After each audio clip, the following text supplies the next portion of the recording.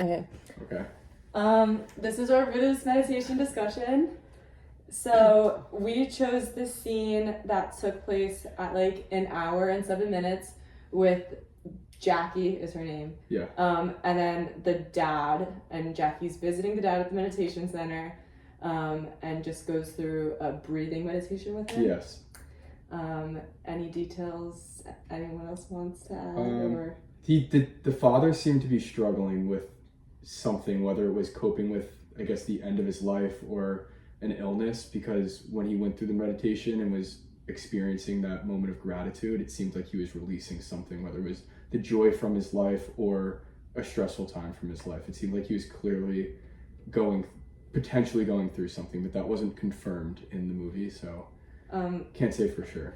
Wait, that actually, like, for the question where it asks, like, one of the discussion questions was if there was an ethical, like, if something was ethically questionable in the meditation, and yeah. I know, like, this part wasn't really, I don't know if you would call it ethically questionable, but I thought it was weird that, wait, what did I say? Oh, I thought it was weird how, like, so, like, he seemed to be in pain. Yeah. And I was like, is it because he's not with, like, his daughter chose this life?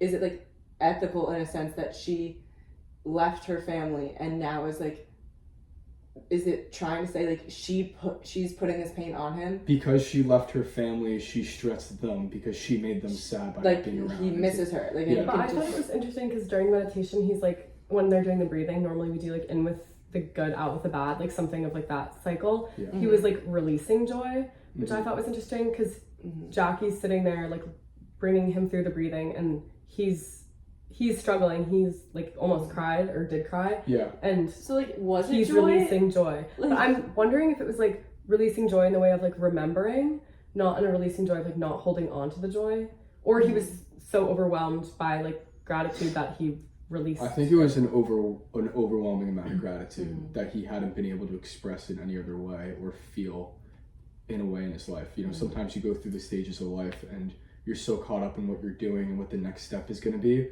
And that's one of the Buddhist principles, right? The past you can't live in the past and the future hasn't happened. Yeah. And so maybe he could have been overwhelmed by the joy because he was experiencing the present moment.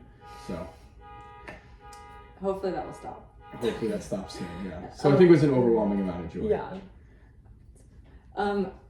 Okay, and then like another one of the discussion questions was what seemed most valuable to the human beings like in the scene who were participating in the meditation, and I feel like we can like build off of that. Yeah.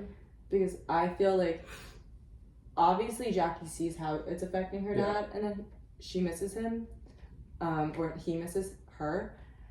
And that means like the meditation, like she sees that and she sees the pain that she's putting him in, but she must be getting like such value or really feel secure in this meditation and thinks like it's worth it, and I guess is then able to justify it by giving him like her meditation practices and like trying to like give him the same satisfaction and joy that the meditation brings her. I agree.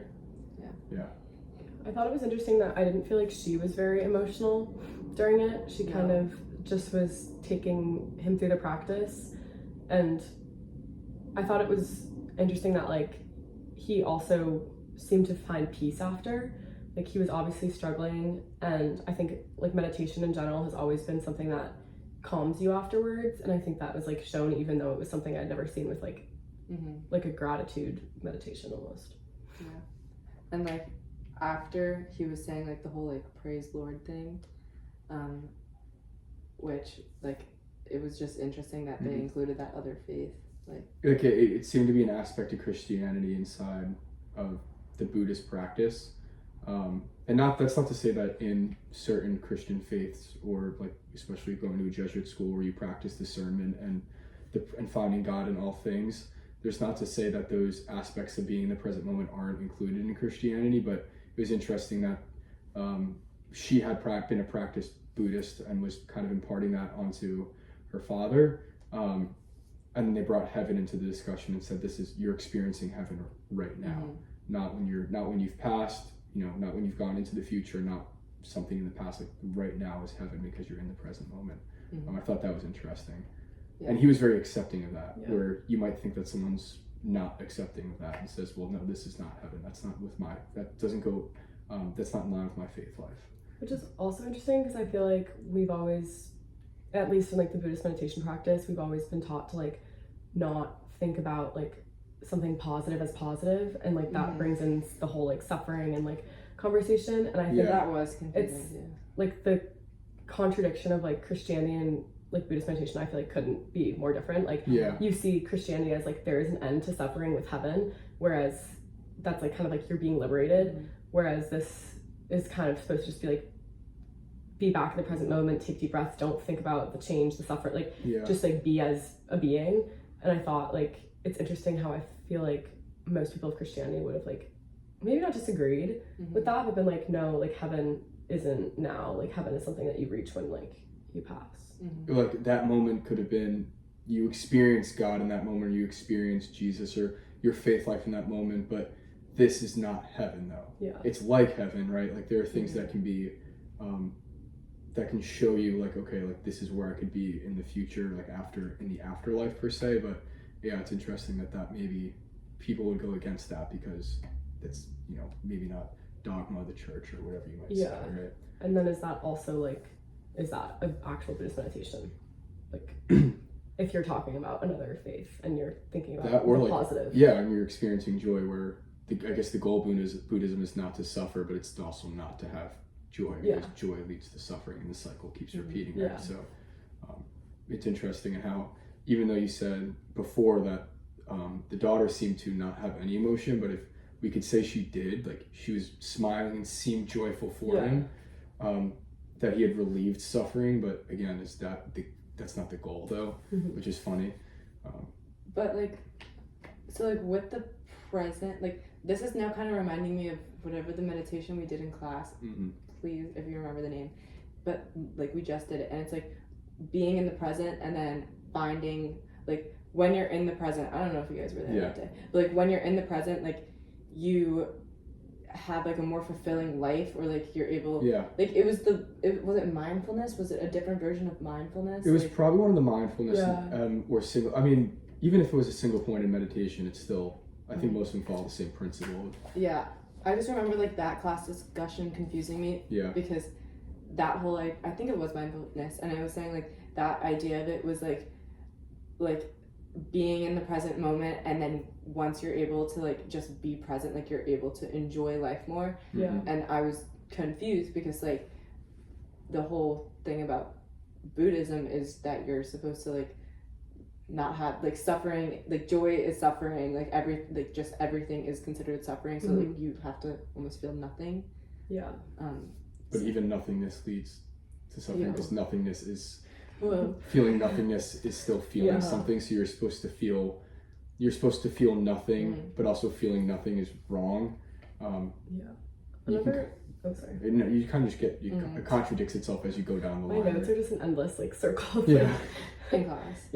I think like another thing that was kind of surprising to me was how quick the meditation was. Like that scene was like maybe a minute and a half. Like true. Like I feel like normally in class we do meditations that are very quick, but it's for the purpose of learning, and like we don't have time to sit there for 30 minutes. And even when we went in person, we did it for 25 minutes, and I felt like it was an eternity. Like, and that was considered short though.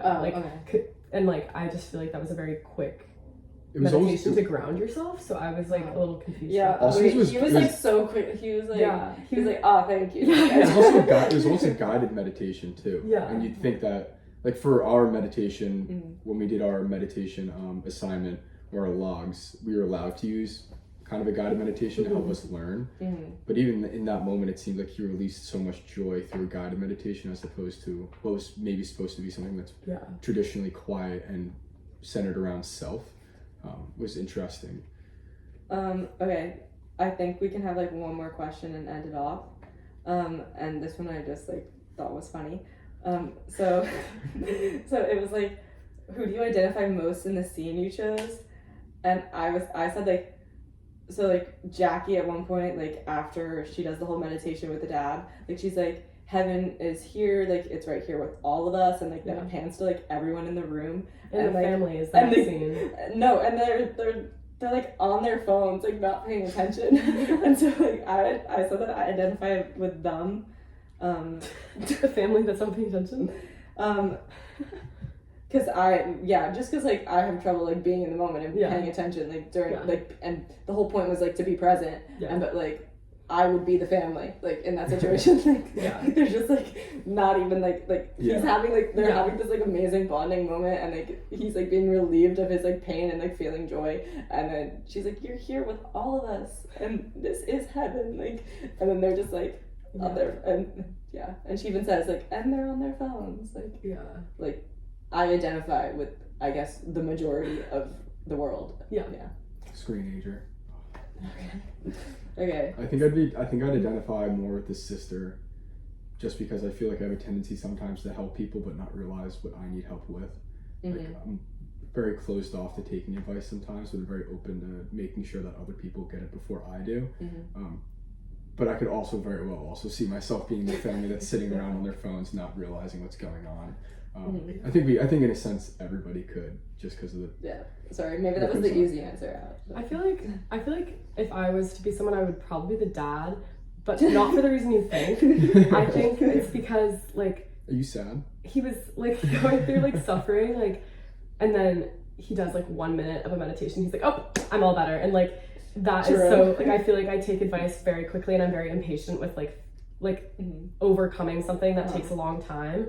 And I think it was interesting how in 1 minute he said that he felt better, and like who knows, maybe the next day he felt even worse. Like I just think it's like interesting to see that in this scene suffering was so quick, and that's like not reality. I kind of agree. I feel like I am quick to be like overwhelmed by things, and like so like in his case, like he was overwhelmed, but then it was like really quickly resolved. Like I get overwhelmed by small things that really actually shouldn't be overwhelming me, and like I can just like thinking about it, planning it out, or like starting if it's like a task, like that's like all it takes, and then like it's actually not that hard, or like, but it's just the steps to get there. It's like lacing up your shoes is the hardest part of going for a run. It's literally just putting on your shoes. Yes. Okay. All right. I think this was pretty good. Yeah, Good job, guys. Yeah. Thanks.